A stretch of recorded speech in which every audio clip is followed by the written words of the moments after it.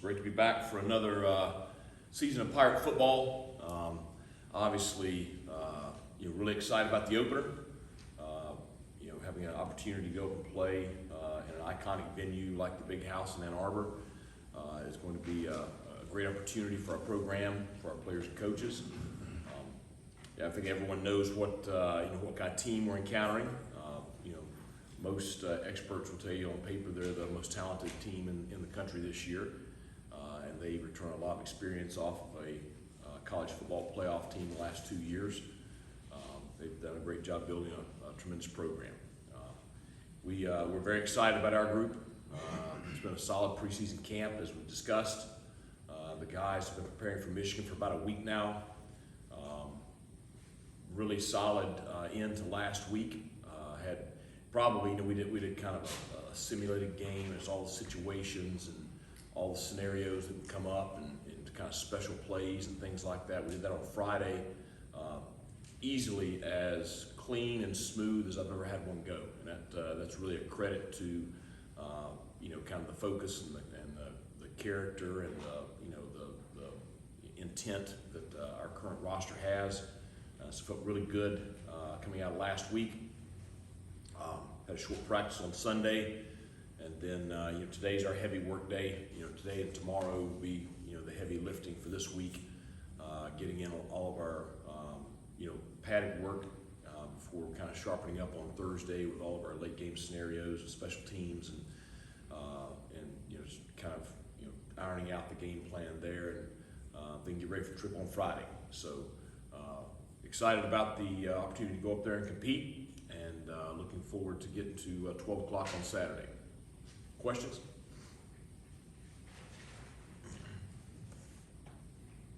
Coach, you had the adrenaline of the season opener, playing in front of maybe as big a crowd as ECU ever has. How do you find the balance with your team of trying to take advantage of the opportunity, but also keeping it level and not trying to do too much? Right. I think that's that was the message I kind of shared with the team on Sunday. Was kind of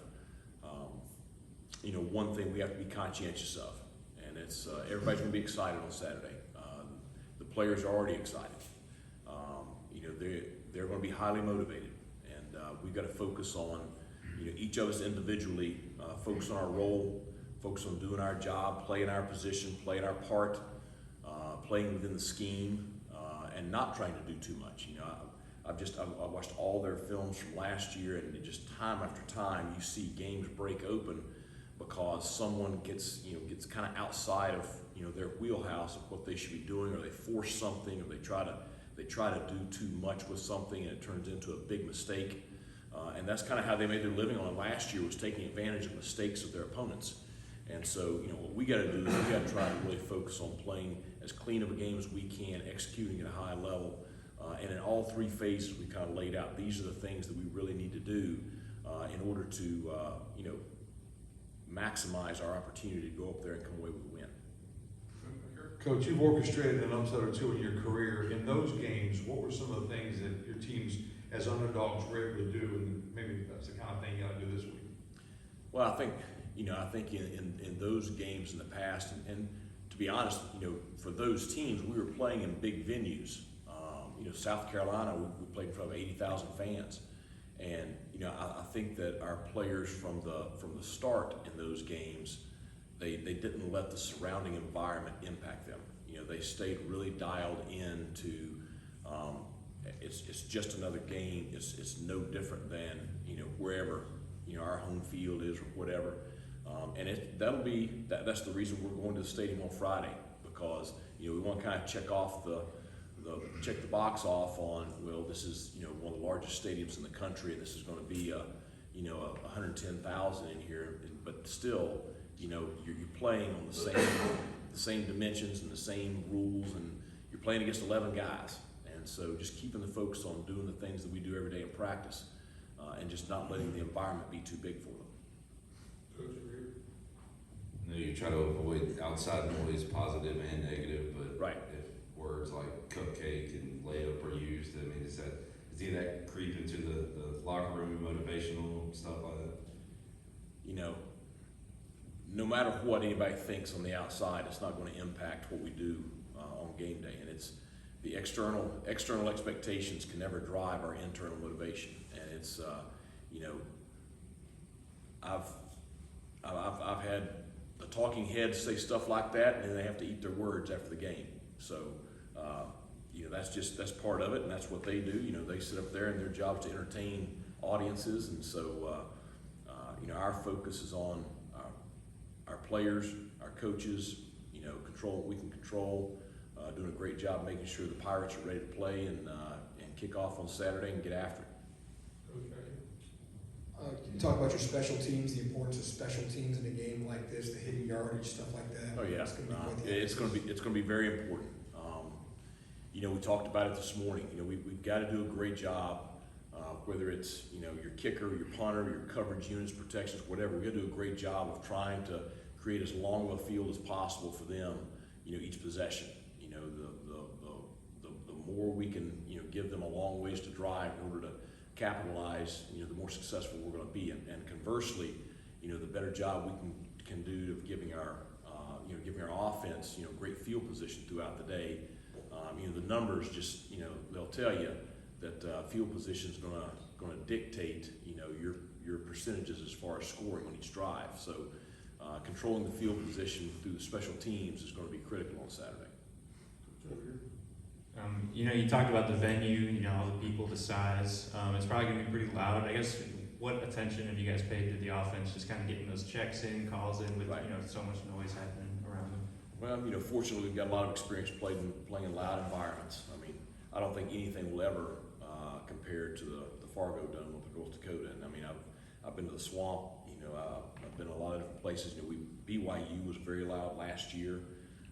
You know, but you know, preparing for venues like that, you know, we try to simulate that in practice, trying to create during our team periods so much noise that it makes it hard for the kids to communicate, because that's what it's going to be.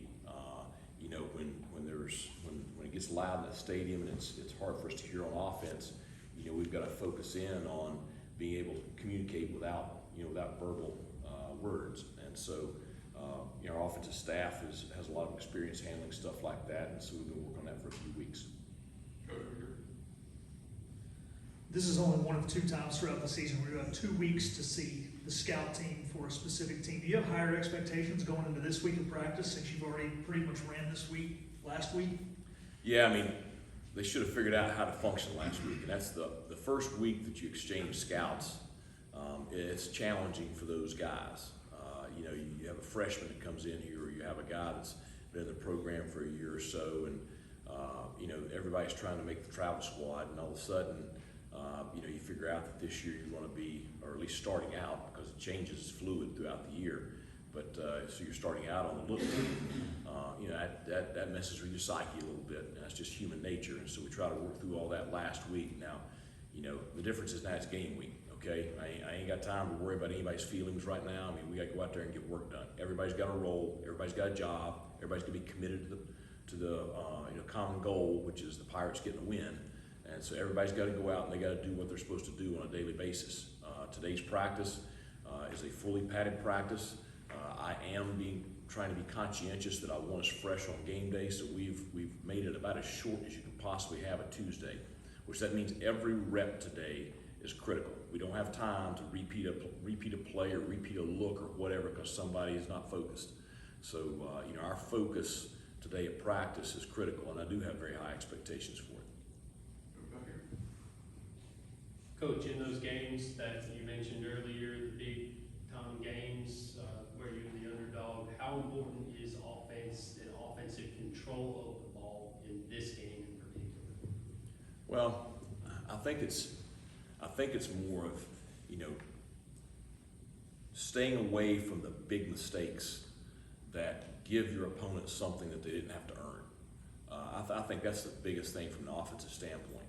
Just staying away from the big errors. It's okay to throw a ball away every once in a while. You know, it's okay to punt, okay? What's not okay to do is lay the ball on the ground on the 10-yard line. What's not okay is to throw a post route into post coverage and give up a cheap interception. You know, so I think that's the bigger thing, especially early in the ball game. Early in the ball game, because you do have all those juices and everything. It's going to be not making the big mistake that gives them momentum. Staying in the game early, because after that everybody's going to kind of settle down, and then it's going to come down to playing the game.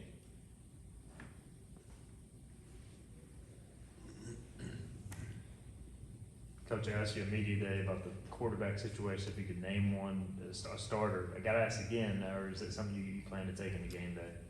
We're going to have 70 guys get on that plane Friday and head to Ann Arbor. And when we take the field on offense, there'll be 11 out there. And it'll be the same way on defense. And I'll tell you, every year that goes by, you always look and evolve and stuff. And I'll tell you, if you asked me to put together a depth chart, I mean, there'd be so many names on there. And I couldn't really tell you, this is a starter and this is not, because there may be a guy that might be listed on a depth chart as a 2, but he's going to be out there for the first snap. So technically he's a starter. And we're going to play a lot of guys on both sides of the football. We're going to play a lot of guys on special teams that have critical roles. And so, we know who's going to take the first snap, and everybody else will find out at 12:00, whatever the kickoff time is on Saturday. Your offensive line was a question mark going in. Your comfort level with your O-line and your rotation you have going into this, how you feeling about them this week? Well, I think we found 5 guys that are working together pretty good right now for the last couple of weeks, and we've moved some guys around. I think we found our next, 2 or 3 guys that we're going to, use in the rotation. And again, just like everything else, that's going to be a fluid process throughout the year. But I think we know who our group is going into this game. Now, they're going to be challenged as much in this game as any game they'll have this year. You're facing arguably the #1 defense in the country. With 8 of 11 starters back from that team last year. So, you're facing a great challenge, which is fantastic. You find out exactly what you are. I think that the coaches have done a great job of game plan wise putting together, a plan that's going to allow our guys to have success and allow our guys to go out there and compete. And the big thing I want them to do is playing fast and, not thinking and not being hesitant. You just mentioned playing a lot of guys probably on Saturday. Is that just because there's still some evaluating to do, or is that just sort of a testament to the depth you guys have and you feel comfortable playing a whole bunch of different guys? No, I think it's #1. It's a blessing to have the depth on this roster that we have, and I think a lot of guys have earned the right to play. #2, I think it's going to be a necessity. And when you get in these ball games and you're facing fronts that have the size that we're going to see on Saturday. If you don't play a lot of guys, they're going to wear you down. Fortunately, like for example, our defensive front, we have quality depth and we have a lot of guys with experience. And our goal is to get those guys into the second half fresh, and that way we can play at a high level throughout the game.